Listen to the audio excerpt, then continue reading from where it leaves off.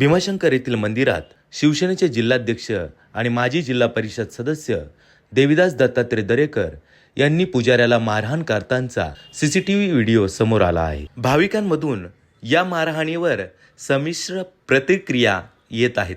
कायदा हातात घेणं योग्य नसल्याने हे मारहाण चुकीची अशी काहींची भावना आहे, तर काही लोक योग्यच धडा शिकवला असे म्हणताना दिसत आहेत। यामागचं मुख्य कारण तेथील पुजारी, कर्मचारी, सुरक्षा रक्षक आणि इतरांचं वागणं भाविकांशी योग्य नसल्याचं म्हणणे आहे। काही दिवसापूर्वी सुरक्षा रक्षकांकडून भाविकांना बेदम मारहाण करण्यात आली होती। त्यानंतर खेड पोलीस स्टेशन येथे गुन्हा नोंद करण्यात आला। मोठ्या प्रमाणात भाविकांची लूट या ठिकाणी होत आहे आणि इतरांचं भाविकांना मिळणारी वागणूक योग्य नसल्याचं भाविकांचं म्हणणं आहे।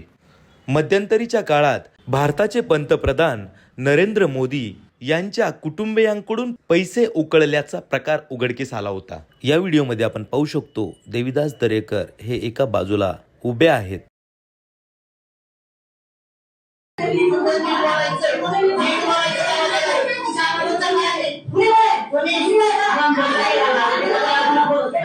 याबाबत देवस्थानची प्रतिक्रिया आपण विचारली असता ते म्हणाले, मला वाटतं काही 4-8 दिवसापूर्वी असा प्रकार झाला होता काहीतरी, कोणतरी काय मला नक्की माहीत नाही कोण होतं, काही तसं